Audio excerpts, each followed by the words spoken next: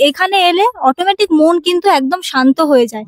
এটা সত্যিই খুব অপূর্ব সুন্দর দেখতে লাগছে, এত সুন্দরভাবে অপূর্বভাবে সাজানো।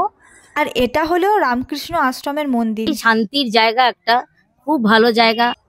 হ্যালো মাই লাভলি ভিউয়ার্স, আজকে আবার একটা নতুন ব্লগে তোমাদের সবাইকে ওয়েলকাম।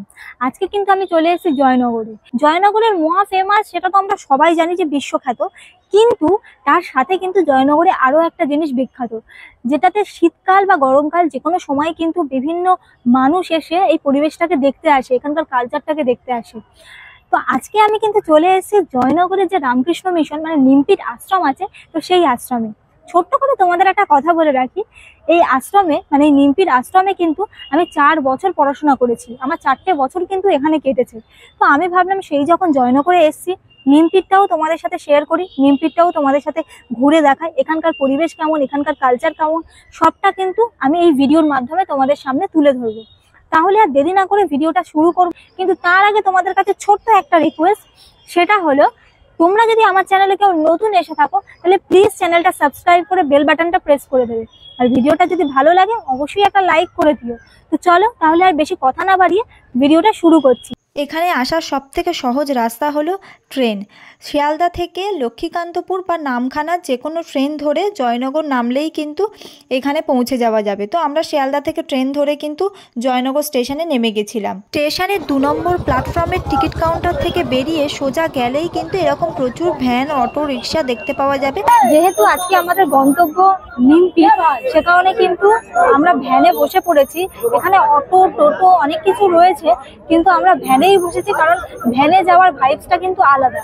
আমরা যেহেতু কলকাতাতে থাকি, কলকাতায় কিন্তু সেইভাবে কিন্তু আমাদের ভ্যানে ওঠাই হয় না, ভ্যানও চালানো হয় না। আর আজকে আমার সাথে যে সঙ্গী হিসেবে আছে সে হলো আমার দিদির মেয়ে সুইটি।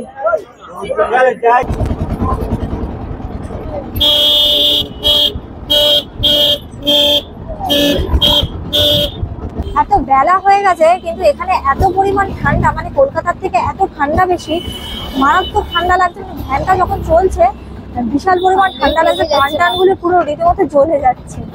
আমরা পৌঁছে গেছি নিমপিট। তো তোমাদের সবার ফার্স্টে একটা কথাই বলার, আমি কিন্তু এখানে খুব সুন্দর করে কথা বলার সাথে সাথেই ভিডিওটা করেছিলাম, কিন্তু কোনো কারণে আমার মাইকটা অন ছিল না, তো সে কারণে ভয়েস ওভারটা দিয়ে দিতে হচ্ছে।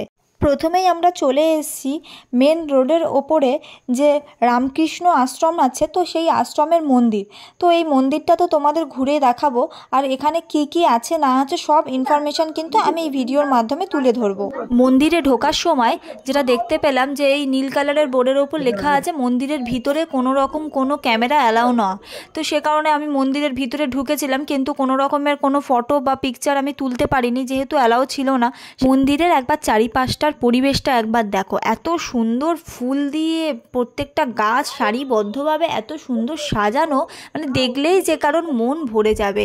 এই কালারিং ফুলগুলো কি ফুল আমার ঠিক জানা নেই, যদি তোমাদের এই কালারিং ফুলগুলো যেগুলো ফুটে রয়েছে সেগুলো যদি তোমাদের নাম জানা থাকে একটু প্লিজ কমেন্ট করে তাহলে জানিও। আর ঠিক এই ফুলগুলোর পাশ দিয়ে হোয়াইট কালারের যে ফুলগুলো রয়েছে সেগুলো পুরো বর্ডার করা রয়েছে, আর মাঝখানে রয়েছে একদম থোকা থোকা গাঁদা ফুল। মানে এত বড় বড় গাঁদা ফুলগুলোর সাইজ মানে সত্যি কথা আমাদের কলকাতাতে কিন্তু এরকম খুব কম দেখা যায়। তো দারুণ একটা লাগছে। আর এই যে গোল গাছ করা যে ঘেরা জায়গাটা, এখানে কিন্তু সবাই এসে বসেছিল, আড্ডা দিচ্ছিল, সবাই মিলে গল্প করছিল। আর তোমাদের আরও একটা ইনফরমেশান দেওয়ার, এখানে কিন্তু দুপুরবেলায় কুপন কেটে মানে দুপুরের ভোগ খাওয়ার ব্যবস্থা রয়েছে। তো ভোগের কুপনের মূল্য ছিল মাত্র 10 টাকা। গেট থেকে ঢুকেই একদম ডান দিকে ছিল কিন্তু এরকম একটা রুম, এই রুম থেকেই কিন্তু টিকিট সংগ্রহ করতে হবে। তো এরপরে কিন্তু আমরা চলে গেছিলাম নিমপিটের যে রামকৃষ্ণ মিশনের আন্ডারে যে সারদা মিশন ছিল, তো সেখানে এই যে যেখানে আমি ভিডিও শুরুতেই তোমাদের বললাম যে যেখানে আমার 4টে বছর পড়াশোনা করেছি, তো এটা ছিল হচ্ছে আমার সেই স্কুল। এই স্কুলেই কিন্তু আমি 4 বছর এখানে পড়াশোনা করেছি।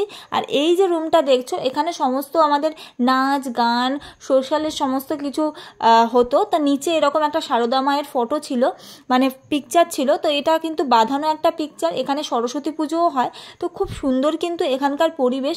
এরপরে আমরা একটু মন্দিরের দিকে এগোচ্ছি। মন্দিরের দিকে যাওয়ার পথেই আমরা দেখতে পেলাম এরকম হোস্টেল বিল্ডিং, আর এই হোস্টেলেই কিন্তু আমি থাকতাম। আর যেটা স্কুল দেখালাম ওই স্কুলে আমি পড়তাম। এই হোস্টেল বিল্ডিংটা জুড়ে আমার ছোটোবেলার প্রচুর প্রচুর স্মৃতি কিন্তু এখানে জুড়ে রয়েছে। আর এই দাদুর সাথে যে আমার দেখা হলো, ইনি হচ্ছে আমাদের বাহাদুর দাদু। বহু বছর ধরে কিন্তু ইনি এখানে কাজ করছেন। আর এটা ছিল হচ্ছে সারদা মায়ের ঘাট, মানে মায়ের ঘাট নামেই কিন্তু এটা পরিচিত। এরপরে তোমাদের আরও একটা জিনিস দেখায়, যেটা হচ্ছে মায়ের বাড়ি। দেখো এখানে লেখা রয়েছে মায়ের বাড়ি। তো মায়ের বাড়ির পাশটাও কিন্তু খুব সুন্দর করে দারুণ করে সাজানো। এখানে পরপর পরপর এত ফুলের গাছ আর এত সুন্দরভাবে গাছ বসানো, সে দেখে মনে হচ্ছে যেন খিরাইতে চলে এসেছি। আর এই যে দরজাটা দেখতে পাচ্ছ, এটা হচ্ছে এই মন্দিরের নিচের বেসমেন্ট রুম।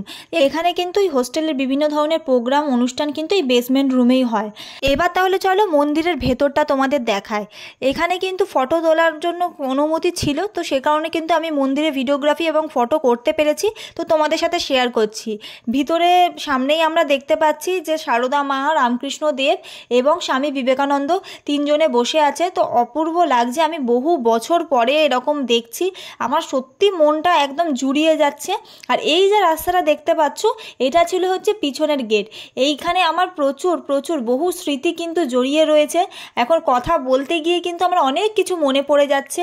আর এটা হচ্ছে সবেদা বাগান, দেখো গাছে এখনও কত সবেদা হয়ে রয়েছে। আর এখানে এসে আমার বেশ কিছু জনের সাথে পরিচয় হয়ে গেছে, যারা এখানে ঘুরতে এসছে।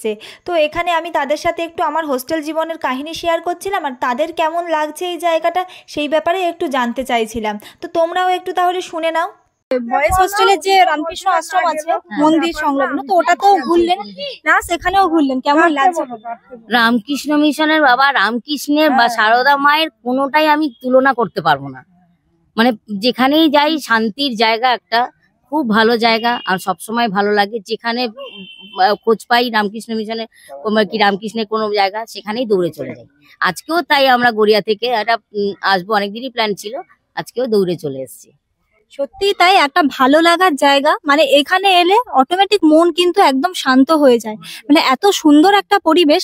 যদিও কিন্তু আমি এখানে 4টে বছর কাটিয়ে গেছি, এই হোস্টেলেই কিন্তু আমি থাকতাম।